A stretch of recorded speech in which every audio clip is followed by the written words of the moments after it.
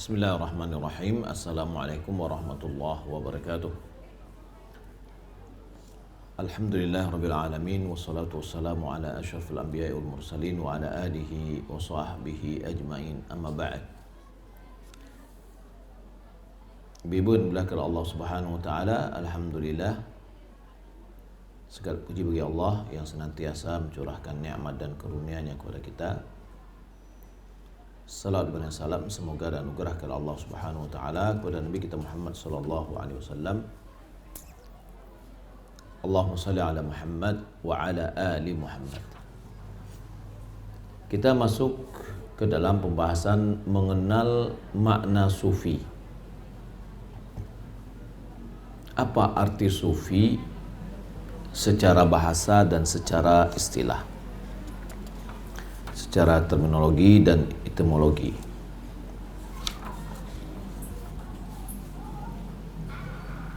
Perkataan ulama tentang definisi yang hakiki terhadap sufi ini telah terjadi perbedaan yang banyak.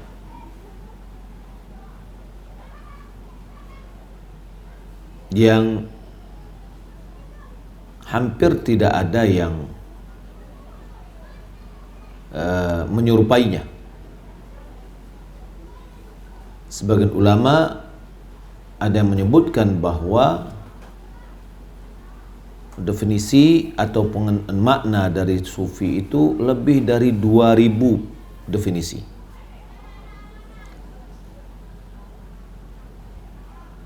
Untuk menyebut dan mengenal definisi itu tidak ada gunanya, ya. Tapi kita bisa melihat kepada yang lebih dekat. Jadi nggak perlu kita membahas 2000 definisi itu, cukup melihat beberapa yang hampir mendekat.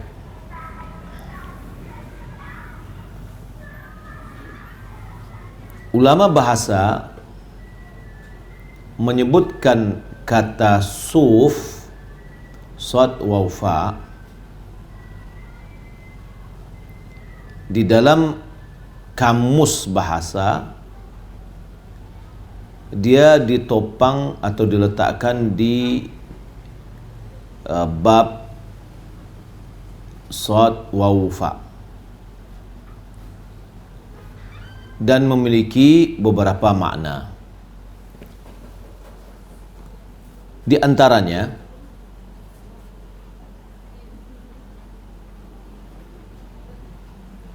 suf, kalimat suf atau kata suf ini disebutkan untuk suf yang sama-sama diketahui dari rambut hewan atau bulu hewan. Jadi suf itu wool.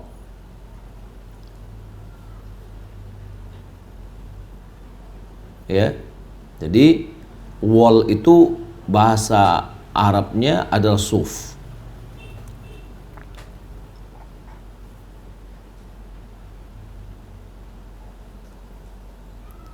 Ada lagi yang mengatakan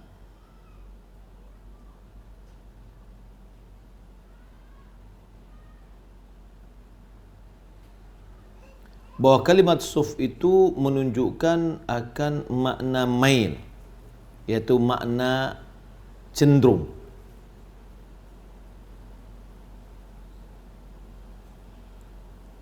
Maka dikatakan safas sahmu anil hadaf ay mala anhu.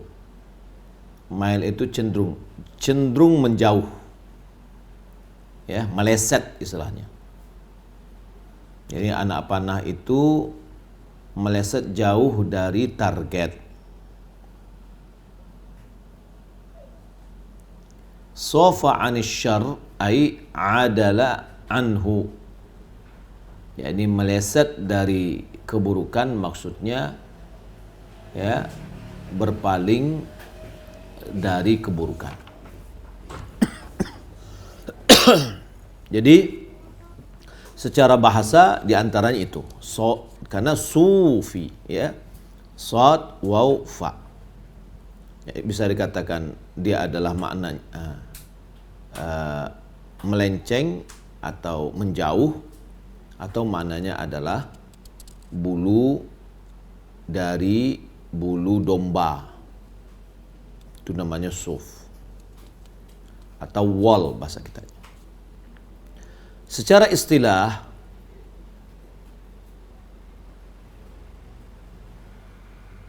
bahwasanya perlu diketahui bahwa kesufian ini telah melewati beberapa fase dan beberapa perkembangan dan pemahaman yang berbeda.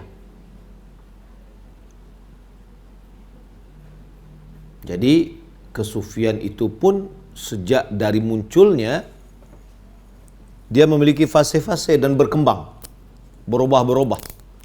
Ya, ini lebih dinamis. Maka muncul juga pemahaman yang berbeda di setiap fase itu.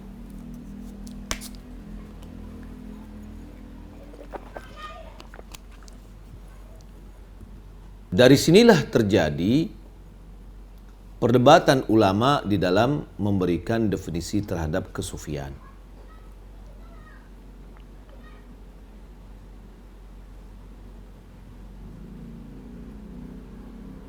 Apapun yang diucapkan tentang banyaknya definisi-definisi tentang kesufian ini, secara umum yang tepat disebutkan kepada sufi itu adalah kesufian itu adalah bid'atun muhdatsatun fid din. Dia adalah bid'ah yang baru dibuat di dalam agama. Dan tarikat-tarikat, ya, metode-metode ma anzalallahu biha min sultan, yang tidak pernah Allah turunkan dalil untuk tata cara ibadahnya. Itu ringkasannya. Banyaknya definisi-definisi yang pasti, ya, bahwa kesufian tersebut adalah suatu perbuatan bid'ah yang baru dalam agama, dan dia adalah cara-cara yang belum pernah diturunkan oleh Allah Subhanahu wa taala dalil-dalilnya. Kita akan sebutkan sebagian dari makna dari tasawuf itu, ya, baik dari kalangan orang-orang sufi itu sendiri atau dari kalangan yang menyelisih mereka. Yang pertama, makna tasawuf dia katakan adalah tajridul amali lillah, memurnikan amalan itu hanya untuk Allah. Wazuhdu fid dunya, zuhud di dunia. Wa tarku dawa'ish syuhrah, meninggalkan faktor-faktor kesohoran. Wal mailu ila tawadu'i wal khumul, lebih cenderung kepada ketawaduan dan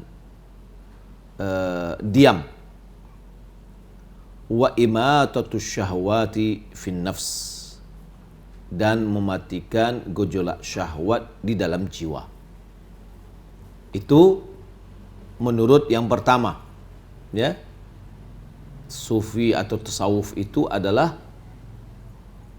memurnikan amalan hanya untuk Allah, zuhud di dunia, dan meninggalkan faktor-faktor kesyuhuran, serta cenderung kepada ketawaduan dan diam, serta dan mematikan gejolak syahwat di dalam jiwa.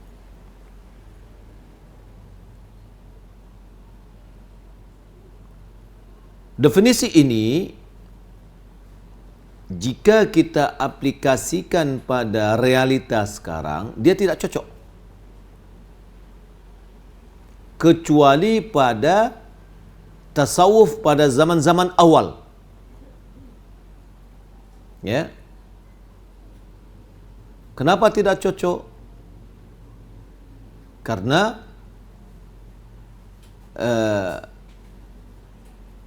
banyaknya hal-hal yang lain yang tidak sinkron, yang nanti insya Allah akan kita pelajari. Di mana dahulu tasawuf itu adalah ungkapan dari memutuskan hubungan atau mengkonsentrasikan untuk ibadah kepada Allah semata.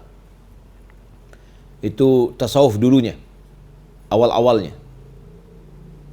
Yaitu konsentrasi dalam beribadah kepada Allah semata, zuhud di dunia, dan meringankan diri dari perhiasan-perhiasan dunia, serta mengkonsentrasikan diri menghadap kepada akhirat. Tanpa melibatkan sedikit pun atau tanpa merusak, ya, tanpa merusak sedikit pun pemikiran-pemikiran dan sikap-sikap yang jelek yang mana dicapai oleh kesufian setelah itu. Ya, yakni kesufian setelah zaman pertama itu lebih banyak kepada pemikiran. Ya, seperti memikirkan bahwasanya ada orang terbang-terbang, ya enggak? Ada orang bisa hilang dan macam-macam.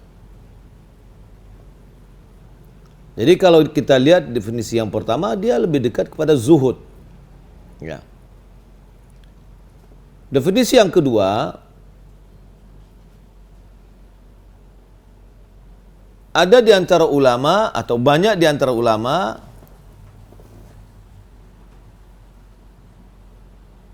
bahwasanya sebab penamaan kesufian itu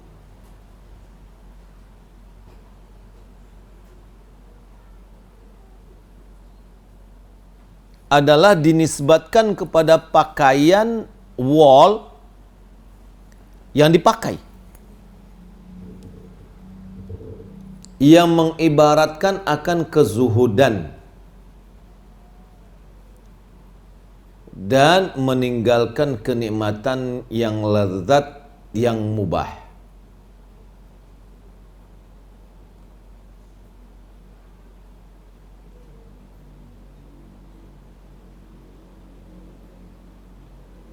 Al-Qushairi dia memberikan tanggapan tentang makna ini. Jadi kebanyakan dari ulama mengatakan kenapa dia namakan suf atau sufi? Karena mereka memakai baju wol tebal-tebal, ya, yang mengibaratkan bahwa mereka tidak suka dengan kemegahan dunia.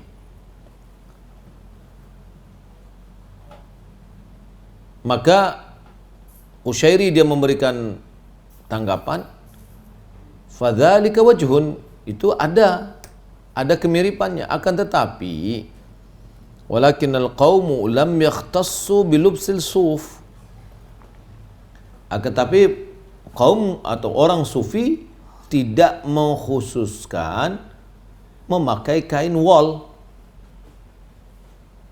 Ya, kalau seandainya semuanya pakai itu kapanpun, nah maka bisa kita katakan boleh jadi diambil dari dasar bahwasanya dia memakai kain yang terbuat dari beludu atau apa, dari wol.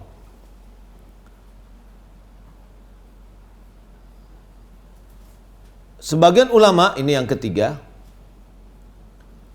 mengatakan bahwa tasawuf atau kesufian itu diambil dari sofa.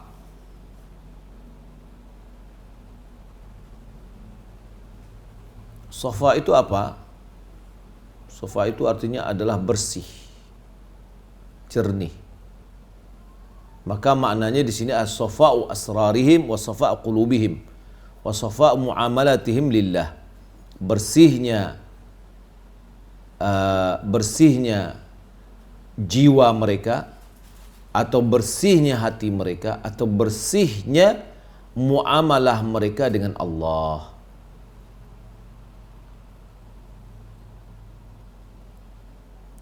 Definisi ini yang disukai oleh orang-orang sufi dengan penamaan itu, yakni mereka adalah orang hikmah istilahnya, orang yang suci. Ini yang suka.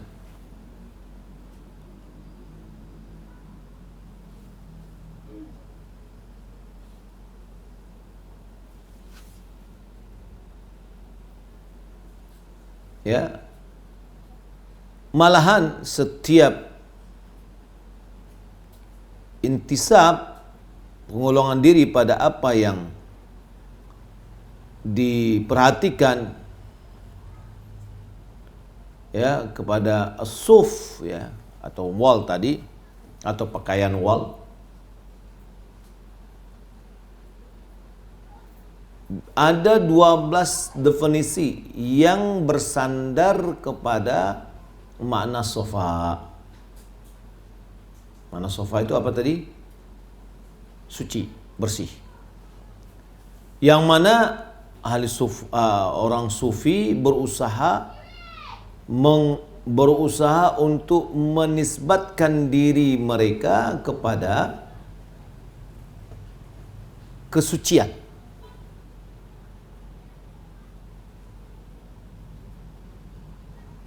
Namun Al-Qushairi, seorang ulama, mengatakan dan menilai bahwa secara bahasa tidak sinkron. Kenapa? Karena orang yang dia mengatakan bahwa kesufian itu diambil dari dasar kata sofa, ya, maka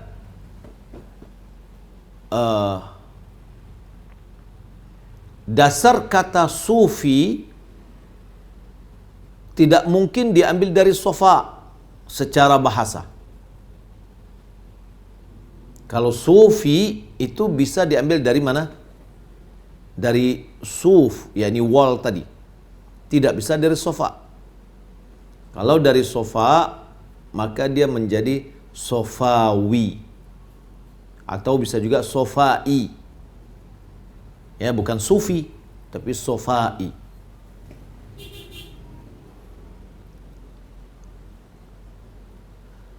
Yang keempat, ada yang mengatakan memandang bahwa penisbatan orang-orang sufi itu kepada suffah.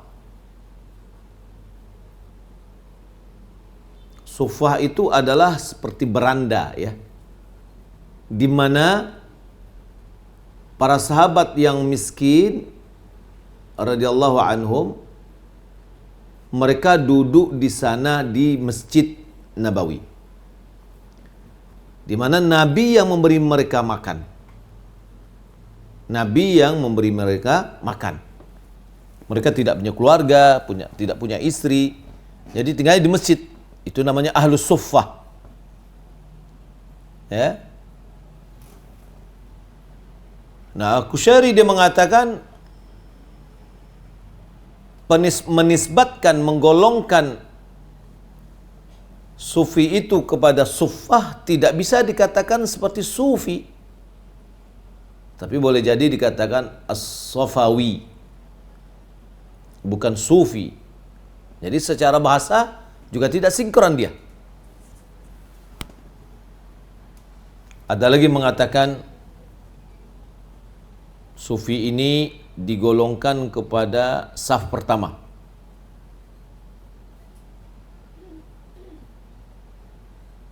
Ya, ini maknanya seakan-akan mereka di saf pertama dengan hati mereka. Mungkin kalau dilihat secara makna boleh jadi sahih, akan tetapi secara bahasa tidak sinkron, ya, kepada sufi, tapi sufi jadinya.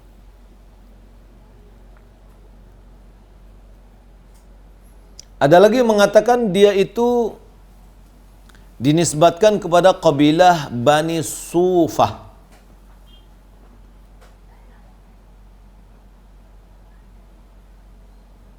Dia adalah kabilah Badawiyah yang dulu berada di sekitar Ka'bah di jahiliyah, di mana kabilah itu dinisbatkan kepada seseorang namanya adalah Sufah, di mana dia itu konsentrasi beribadah di Masjidil Haram pada zaman itu. Maka keturunan-keturunannya namakan dengan Sufah. Ada mengatakan dia seperti itu, yakni Sufi seperti juga. Tapi secara bahasa juga nggak bisa juga digelarkan Sufi. Ada lagi mengatakan bahwa makna Sufi itu dikembalikan kepada Sofwah. Sofwah itu adalah pilihan dari makhluk Allah.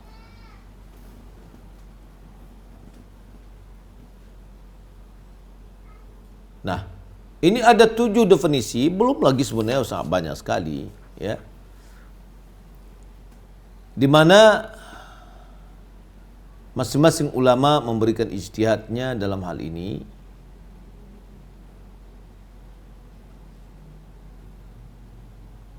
Di mana mereka mensesuaikan dengan aqtab at-tasawuf, yakni tokoh-tokoh tasawuf.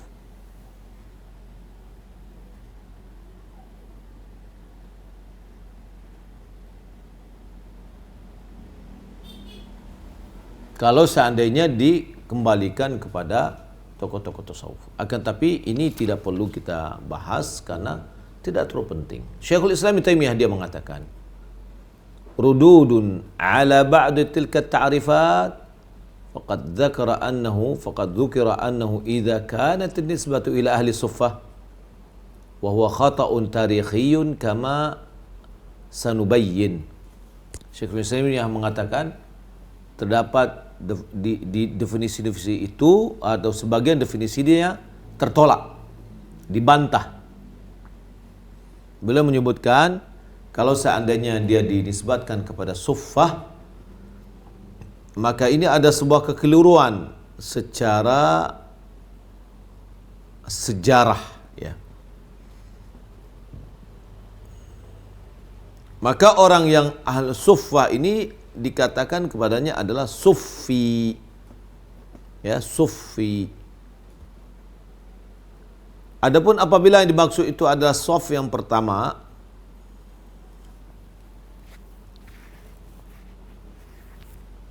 maka juga dia dikatakan sof, berarti sofi. Kalau tadi ada suffah, sufi. Kalau saf yang pertama, sofi.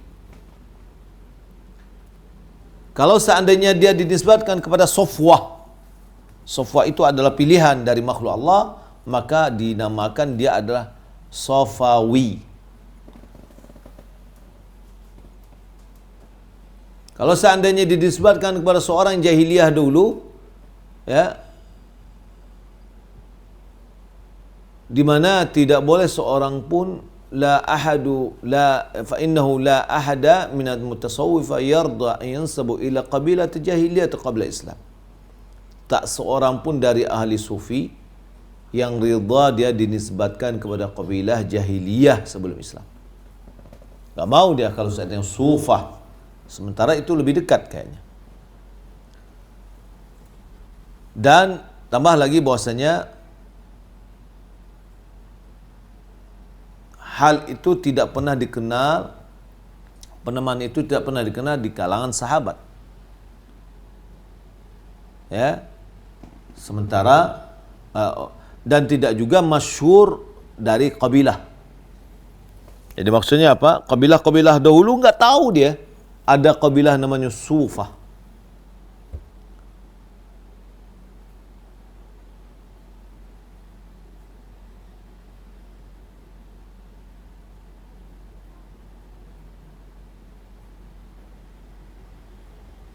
Baik.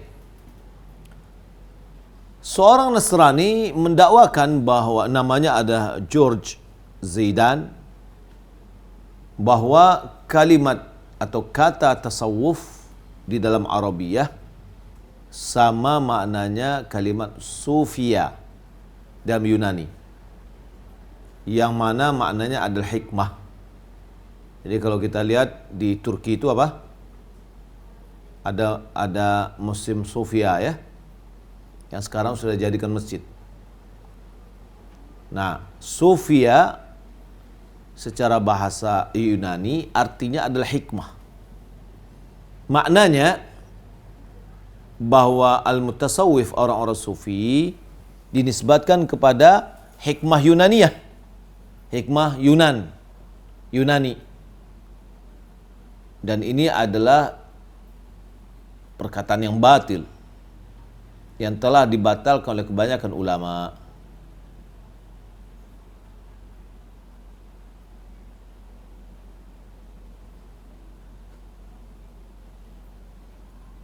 Ya, boleh jadi warubbama lianna tasawuf innama dhahara ba'da al-Islam wa la yamna'u hadha an tata'athar sufiyya ba'da dhalika bi shatta at-ta'thirat bal huwa al-waqi'. Boleh jadi kalau seandainya itu hikmah dari Yunani, boleh jadi kesufian ini kan dahulunya muncul setelah Islam, dan ada kemungkinan mereka itu ya berpengaruh atau terpengaruh oleh kesufian dengan bermacam-macam pengaruh, ya, malahan pada hakikatnya seperti itu. Akan tetapi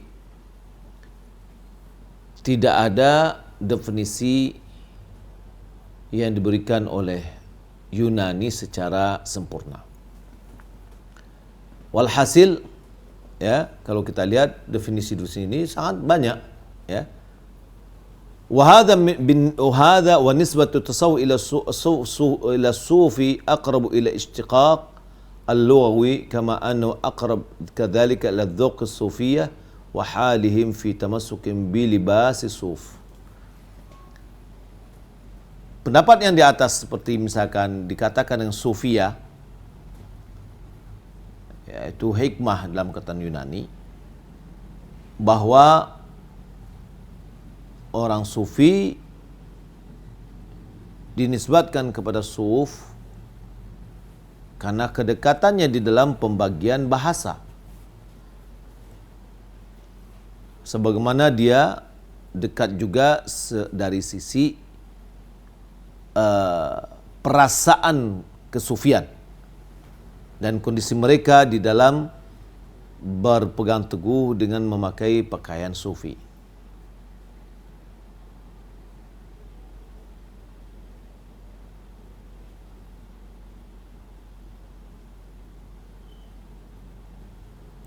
Baik. Syekhul Islam Ibnu Taimiyah dia memperkuat, ya, pada apa yang sudah berlalu, bahwa at-tasawuf itu dinisbatkan kepada suf. Berapa? Suf. Apa arti suf? Pakaian wol. Di mana haitsu qala wa qila huwa al-ma'ruf annahu nisbatu ila labsil suf. Dia mengatakan yang terkenal bahwasanya dia dinisbatkan kepada dia memakai pakaian dasar wol.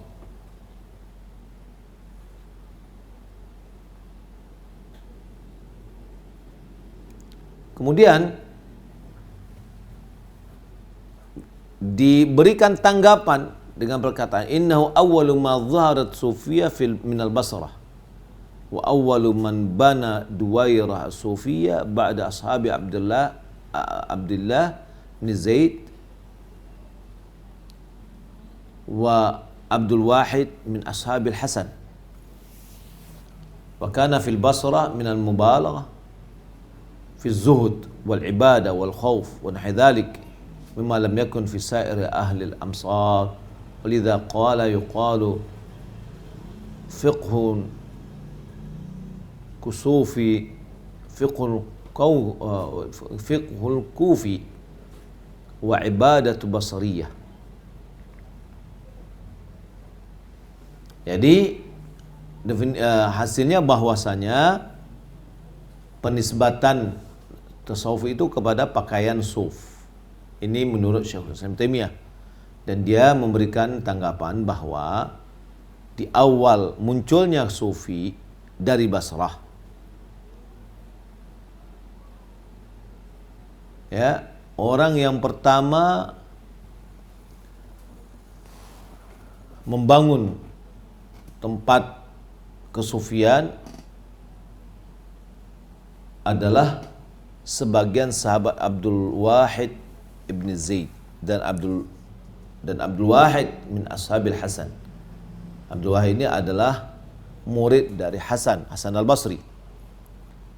Ya, wa kana fil Basrah, dia dulunya berada di Basrah dengan betul-betul bersungguh-sungguh dalam zuhud dan ibadah, takut dan yang lain. Ya, apa yang tidak ada di pelosok-pelosok dunia. Oleh karena itu terkenal fikihnya adalah fikih orang Kufah, ibadahnya adalah ibadah orang Basrah.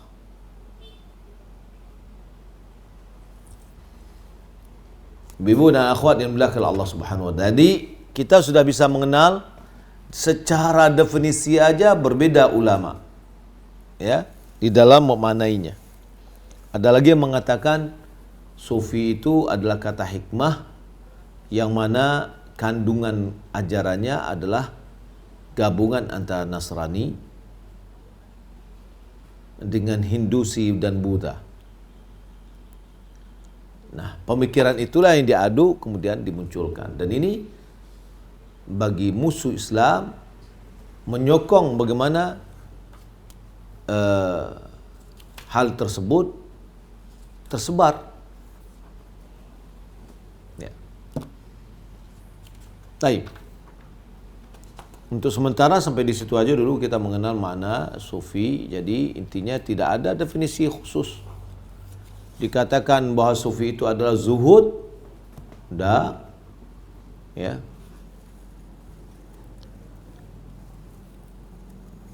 Taib. Saya rasa sampai di sini aja dulu pembahasan kita. Kita masuk tanya jawab tadi. Silakan. Biasa tanya jawab dengan saya pakai WA ya. Ya, silakan.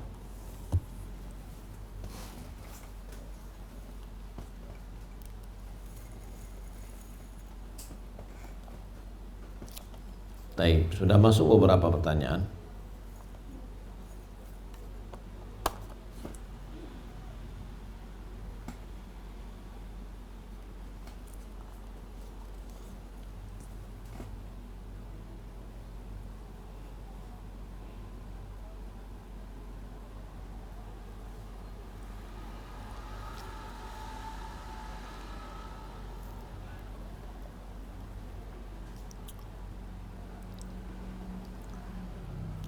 Bismillah, Assalamualaikum warahmatullahi wabarakatuh. Waalaikumsalam warahmatullahi wabarakatuh. Ahsanullah ilaikum Ustaz.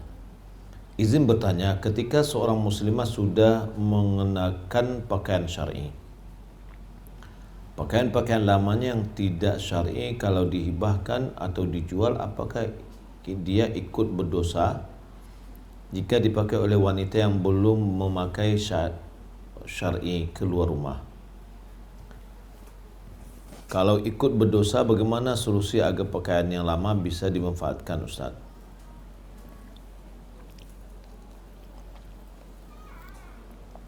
Saya rasa lebih baik diberikan ke mentawai, biar dibawa ke kebun. Mereka butuh pakaian Ya. Ya, sesuai dengan kondisi mereka juga di sana.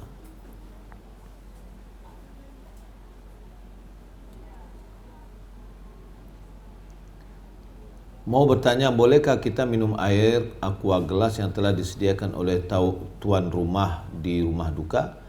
Kalau seandainya disiapkannya dan kita haus, ya minum aja. Insya Allah nggak apa-apa.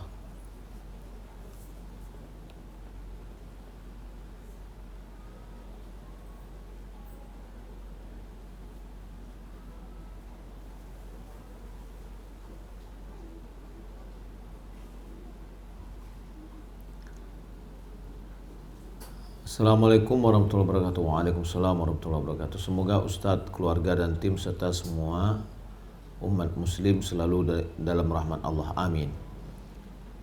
Izin bertanya Ustadz, dalam Al-Quran banyak ayat-ayat yang menyebutkan tentang kenikmatan-kenikmatan yang akan didapatkan di dalam surga, terutama untuk pria, seperti bisa menikah dengan 100 bidadari surga yang cantik.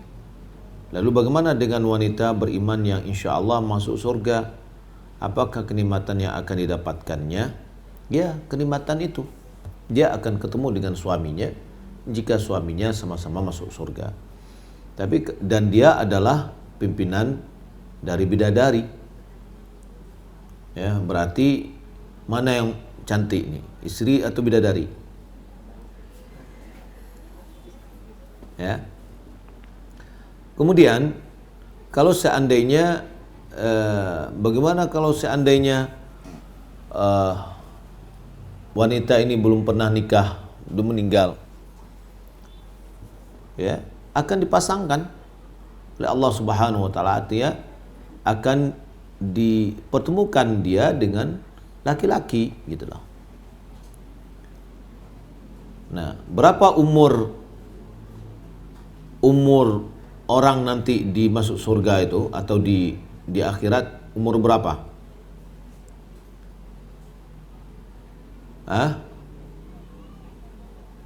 Kata Nabi, nenek-nenek nggak bisa masuk surga. Nenek-nenek tidak ada masuk surga. Karena umur mereka pada umumnya adalah, ada mengatakan 30, ada mengatakan 33 tahun.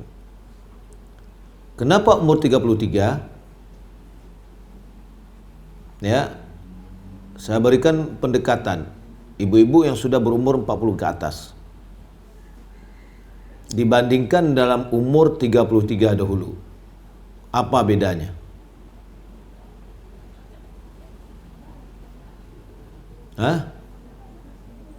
Ada beda nggak? Banyak? Ya, itulah jadinya. Yakni umur muda 33 itu semua dari lapisan tubuhnya masih berfungsi. Maka semuanya akan merasakan nikmat. Nah, begitu juga nanti di akhirat dia akan merasakan nikmat pada seluruh bagian dari tubuhnya. Kalau sudah tua, kalau mata aja sudah mulai baca dengan kacamata, gitu kan? Sudah banyak yang kurang. Ya, bagaimana masuk ke dalam surga ada yang kurang nikmati, tidak bisa lihat dengan baik. Ya, nggak bisa mencicipi makanan dengan baik, kan kurang nikmatnya. Ya, apalagi ya tadi adalah hubungan suami istri.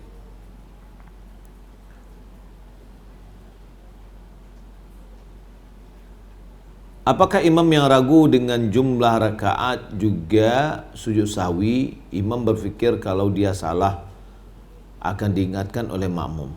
Jika seandainya dia ragu, iya sujud sahwi. Misalkan ragu dia, ini 4-3, 4-3, 4-3, 4-3. Lalu dia pilih angka yang dia yakini. Taunya disetujui oleh makmumnya, tidak ada yang protes. tetap dia melaksanakan sujud sawi tapi setelah salam. Bagaimana jika setelah solat imam ragu jumlah rakaat, lalu bertanya pada makmum di sebelahnya dan makmum itu juga ragu, kemudian mereka berdua menunggu makmum yang masbuk untuk menanyakan berapa solat rakaat tadi. Ternyata diketahui bahawa jumlah rakaat masih kurang. Lalu imam menambah 1 rakaat lagi solatnya. Apakah hal ini tidak mengapa Ustaz? Tambahan 1 rakaat lagi itu berjarak dengan salam boleh? Boleh. Nabi SAW juga salam di 2 rakaat. Kemudian ada yang bertanya, ya Rasulullah, apakah terjadi perubahan atau pemendekan? Kata Nabi, enggak ada perubahan, tidak ada pemendekan. Dialog terjadi. Ya, terjadi dialog dan Nabi menambah solatnya 2 rakaat. Ya, dan itu tidak apa-apa. Kecuali kalau seandainya jaraknya terlalu jauh, maka diulang solat dari awal. Bolehkah langsung masuk ke rumah nenek tanpa izin karena sudah kebiasaan dan ada izin bagi saya cucu untuk masuk ke rumah nenek ketika berkunjung? Boleh. Tapi diberitahu, misalkan Assalamualaikum, kita masuk. Ya, boleh. Kita menunjukkan akan adanya kita masuk. Ya, jangan nyelonong diam-diam. Jangan-jangan nanti neneknya dalam kondisi yang enggak benar. Menyimpang dari tema, bolehkah suami mencandai istrinya dengan mencandai bacaan doa junub, tapi tidak untuk junub, hanya sekedar bercanda, dan si istri tahu kalau itu hanya candaan lepas, dia capek, dia bekerja, ya candaan sedikit ya, tapi jangan jadikan agama diolok-olok aja ya. Ini ada pertanyaan tadi nih sama Ustaz ya. Ustaz beri nasihat kepada yang pedih untuk hati, sudah lezat dengan maksiat. Kasusnya gini Ustaz, ada teman ana sering nelpon dan chat lawan jenis. Dan ana tahu Ustaz sudah lama sebelumnya dia juga pernah lakukan dengan orang yang berbeda. Dan kami tegur dengan lembut. Belum digubris, dihindari, dia jauh dengan sunnah. Kami dekatin lagi, dia ulangi lagi, dan kami sangat dekat karena kami seatap Ustaz. Semoga Allah mudahkan, dan laki-laki ini termasuk belum ngaji preman ya. Doakan dia yang pertama. Doakan. Nasihati dia terus. Ya, mudah-mudahan dengan nasihat itu dia sadar. Ya, berikan contoh-contoh bahwasanya kalau seandainya laki-laki sudah jatuh hati, ya, itu akan berbahaya misalkan. Dan macam-macam lah bisa dinasihati. Ya. Doakan. Wallahu a'lam. Tentang sufi tadi Ustaz, apakah orang yang suka mendengarkan lagu di tema selawat Nabi dikatakan aliran sufi karena dia merasa adem dan nyaman sekali mendengarkan lagu bersyair selawat? Orang yang ini tidak bisa dikatakan langsung dia adalah sufi gitu ya. Akan tapi ingat, sebagian dari bentuk ibadah sufi itu adalah berdendang di dalam berzikir. Ya, berdendang dalam berzikir. Maka ini tidak disyariatkan.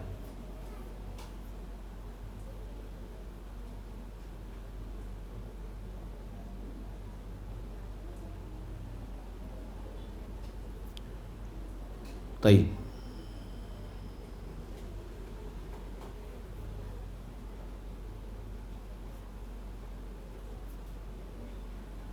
Ini ada pertanyaan, yaslu rajul fil masjid alladhi yalih wa la yattabi'ul masajid. Hendaklah seseorang solat di masjid yang dekat dengannya dan janganlah mencari-cari masjid yang lain.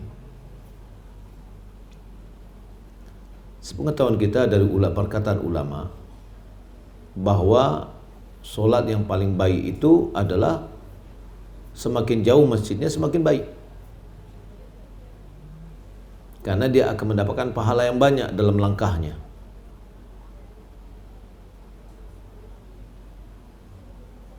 Ya. Kemudian masjid yang banyak jamaahnya lebih afdal daripada masjid yang sedikit jamaahnya. Wallahu a'lam. Ana dan suami ana jualan di rumah. Dulu sebelum ana hijrah, warung ana ramai pembeli, Ustaz. Nah sudah hijrah hampir 2,5 tahun. 2,5 ya, kayaknya 2,5 tahun. Dan sekarang ana sudah pakai cadar, Ustaz. Tapi semenjak ana hijrah, jualan ana mulai sepi. Tujuan ana memakai cadar itu melindungi ana dari segala hal, Ustaz. Orang-orang mulai menjauh dari ana, memandang aneh pada ana. Semenjak ana ikut kajian-kajian salafi, ana mulai menjalankan sunnah dan meninggalkan dilarang, Ustaz. Yang dilarang, Ustaz. Tapi semenjak ana hijrah, ana merasa warung ana mulai sepi. Jujur, Ustaz, semua itu menjadi beban buat ana. Bagaimana cara supaya tetap istiqomah di dalam hijrah ana? Baik, alhamdulillah, hijrah itu merupakan satu kebaikan pada diri kita. Satu kebaikan pada diri kita. Kita tahu ada warung nasi, Masya Allah, dia dan anak-anaknya pakai cadar. Warungnya sepertinya ramai. Ya. Nah, mungkin pada diri kita itu adalah sebuah ujian dan cobaan. Ini menunjukkan Allah Subhanahu wa taala sayang kepada kita. Dan boleh jadi ujian dan cobaan itu adalah menghapus dosa-dosa kita yang telah berlalu. Allah akan menguji apakah kita betul-betul jujur dalam hijrah kita, atau hijrah kita ini ada hijrah model. Lagi model hijrah, kita hijrah juga gitu loh. Allah Subhanahu wa taala mengatakan dalam surat Al-Ankabut ayat 1, 2 dan 3. Coba diperhatikan 1, 2 dan 3. Hasiban nas, alif lam mim, hasiban nasu ayyutraku ayaqulu amanna wa hum la yaftanun. Apakah manusia itu mengira bahwa mereka mengatakan kami beriman dan lalu mereka tidak diuji? Wa laqad fatanna alladziina min qablihim, sungguh kami telah menguji orang-orang sebelum mereka. Wa la ya'lamanna Allahu alladziina shadaqu wa la ya'lamanna al-kadzibin. Sungguh Allah mengetahui siapa yang jujur dan sungguh Allah mengetahui siapa yang berbohong. Maka itu adalah ujian dan cobaan. Dan boleh jadi ada hikmah yang besar di balik itu yang kita tidak mengetahui. Ya, maka hendaklah kita bersabar. Kalau seandainya usaha itu semakin tidak berkembang, mungkin disuruh kita untuk berusaha yang lain. Ya, wallahu a'lam. Buya izin bertanya, terikat itu sama dengan suluk? Ya, apa bedanya terikat dengan suluk? Sana, nyoba lanjut. Ya dilepas terus saja.